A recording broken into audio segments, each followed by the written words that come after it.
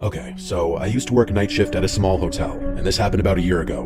But I still think about it all the time because it genuinely freaked me out so bad, and I don't know what the guy's plan was or what he was trying to do. And it honestly makes me feel sick when I remember just how long he was there and that I didn't even realize he wasn't supposed to be there. The hotel was small, only 3 floors and maybe 40 rooms total. It wasn't a busy place. Usually we only had about 10 or 15 rooms filled on weeknights.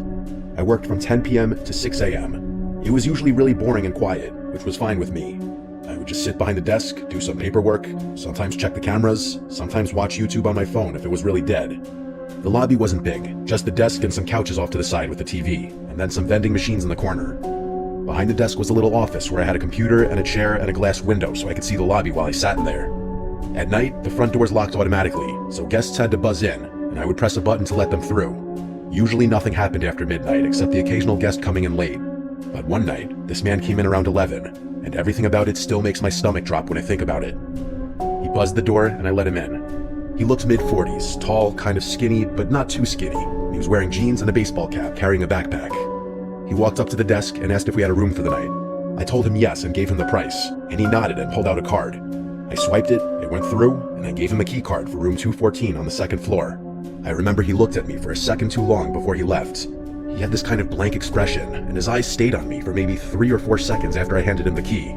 Then he turned and walked off toward the elevator. Nothing about it screamed dangerous right away, but it was enough to make me notice him. After that, I sat back in the chair and played on my phone for a while. Around midnight, I looked up and he was back in the lobby. He didn't come to the desk, he just walked past me and sat down in the lounge area with the couches. The TV wasn't on, but he just sat down facing it. I figured maybe he couldn't sleep or something. Some guests hang out in the lobby sometimes, so I didn't think too much of it. But then after half an hour, I realized he was literally just sitting there doing nothing. He wasn't on his phone or reading. He wasn't even dozing off. He was just staring straight ahead at the blank screen. I got up at one point to grab water from the vending machine, and when I walked across the lobby, I felt him turn his head and watch me the whole way. I didn't look at him directly, but I could feel his eyes on me until I was back behind the desk. It gave me this really uneasy feeling. Around 1 a.m., I was checking the reservation system on the computer because I was bored, and that's when I noticed something weird. I pulled up the occupied room list and saw that room 214 said vacant. I mumbled "what the f" under my breath and double-checked, because I literally just checked this guy in an hour earlier. I thought maybe I made a mistake, so I looked at the check-in logs, and there was nothing for him. No name, no charge, nothing. Then I went into the transaction screen to make sure his card had gone through earlier, and it showed no payments.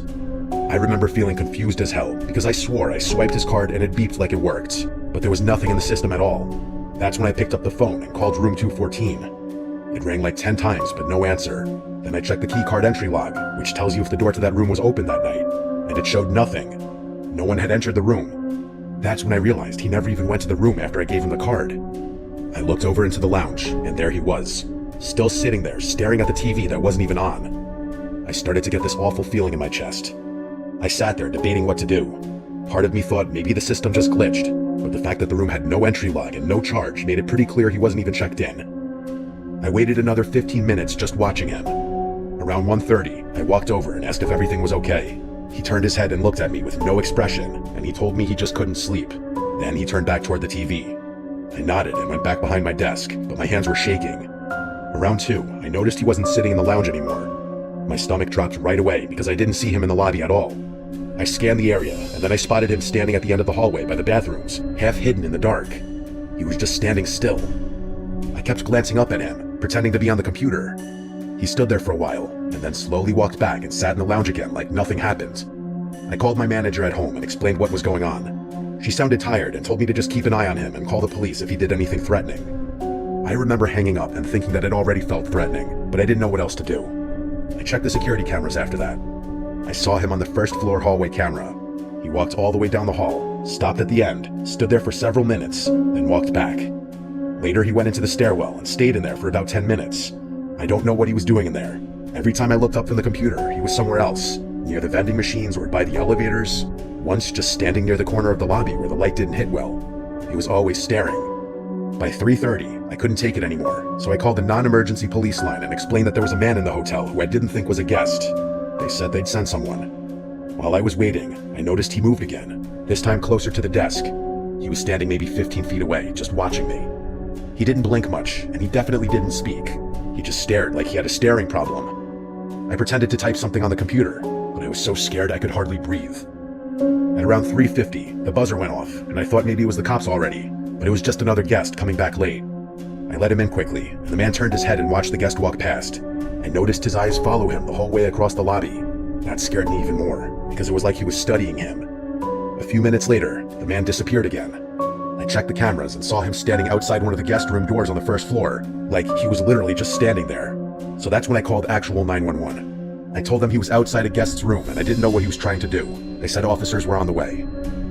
I kept my eyes glued on the camera feed, and he just stood at the door for about 3 minutes, then slowly walked back to the lobby. When he came back, he walked right up to the desk this time and leaned over the counter. He looked at me and asked if there was any food. His voice was so low it was disturbing. I told him there were vending machines in the corner. He gave a small smile, then walked away. I just sat there staring at the clock, begging the cops to get there. Finally, around 4:10, 2 officers showed up. I let them in and pointed right at him. He was back in the lounge, sitting down. They walked over and talked to him for a few minutes. They asked for his ID and asked him questions I couldn't hear. Then they walked him out. One of the officers came back and explained that the guy wasn't a guest at all. The credit card he gave me was stolen, and he had no bags or reservation. He had just been pretending so we could get access to the building. They charged him with trespassing and the stolen card. After they left, I sat there shaking until my shift was over. Every time I looked at the cameras, I expected to see him again. The part that messed me up the most was realizing he had been inside the hotel for hours, wandering around and standing outside guest rooms, watching me from different spots, and he was never even supposed to be there.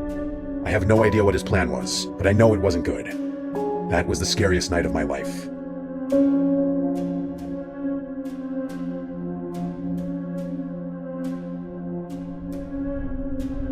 My name is Meredith. I'm 24, and I work the night shift at a tiny gas station off County Road 11. It's the kind of place most people don't even notice unless they're out of gas or completely lost.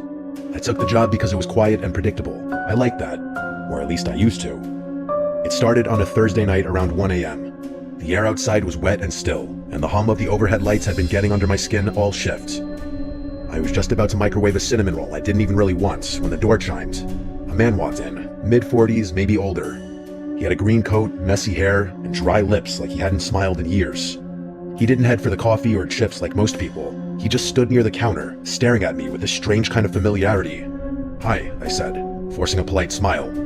Then the man said, "You always work this late?" I blinked and said, Yeah, mostly."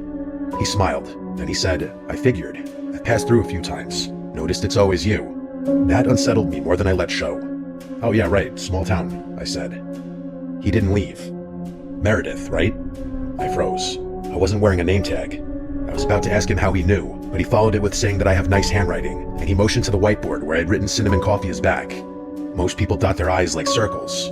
You use little slashes. It's very specific. Thoughtful. I didn't respond. He didn't buy anything, just stood there for another minute watching me, like he was studying my reactions. Then he finally nodded. "I'm Paul," he said. "Just curious, that's all." And then he walked out into the fog. After that, he started showing up randomly. Not every night, not enough to scream stalker out loud, but often enough that I stopped assuming it was a coincidence. Sometimes he'd come inside, sometimes he'd just sit in his car near the edge of the lot with his headlights off. One night, I tried to ignore him. He came in, bought a bottle of water, and lingered like always. "You're quieter tonight," he said. "Long shift," I muttered. He slowly looked around the store, like he was taking inventory of everything. "It must get lonely, just you out here in the dark, no one else for miles," he said. "I'm fine," I replied. He leaned on the counter. "You ever get scared, being a woman alone at night?" His voice wasn't threatening, that's what made it worse. It was curious, like neutral, like he was asking about the weather. I stepped back, and I asked, "Do you need anything else?" He tilted his head. "You always keep the door to the back room locked. Smart. I noticed you check it around 2 a.m. almost every night." My stomach turned. I didn't answer. "I'll let you get back to it," he said, with a soft, almost apologetic smile. "Didn't mean to make you uncomfortable." Then he walked out again. After that night, I started walking to my car with my keys between my fingers. I kept a tire iron under the counter. I changed the curtains in my apartment, started showering with the bathroom door locked even when no one else was home. There were nights he didn't come. Sometimes I'd go a whole week without seeing him, but it didn't help. It actually made it worse, because I never knew when he'd reappear. Like the time I came back from my 10-minute break to find a Polaroid on the counter. It was me, refilling the windshield washer bin behind the station. It was taken from that night, close up, way too close. There was no note along with it, but the slash dot on the word I and the word windshield on the bin label had been circled in red ink. The next time he came in, I told him to leave. I told him if he stayed, I'd call the police. Paul just nodded. I get it. I've been too forward. You've been following me, I said, with my voice cracking, and I hated that it did. I just think you're the kind of person who's used to being misunderstood. I thought maybe you'd appreciate someone who pays attention, he said. That's not paying attention. That's obsession, I replied. He didn't flinch. Would it be easier if I wore a smile and brought a soda every night? Would I be more normal if I just talked about sports and pretended I didn't notice the way your shoes are always a half size too big, or how your left eyelid twitches when you're tired? By this point, I was already dialing 911. He didn't stop me. The police came quickly, and he didn't resist. He just stood there, arms at his sides, waiting. They searched his car and found a notepad filled with dates and times. It was my schedule, notes about my walk, my clothes, my groceries. One page just had my name written over and over again in tighter and tighter loops until it turned into scribbles. He kept telling the cops the same thing. I just noticed things. I'm just a curious guy. The restraining order went through that week. Now I don't work nights anymore. I don't even live in the same town. The company transferred me to another station 2 hours away. But even now, when I drive home and see headlights behind me for too long, I feel the back of my neck tingle. And sometimes, I still think about the way he said my name. Like he already knew what it would sound like in his mouth. Like he'd been practicing it.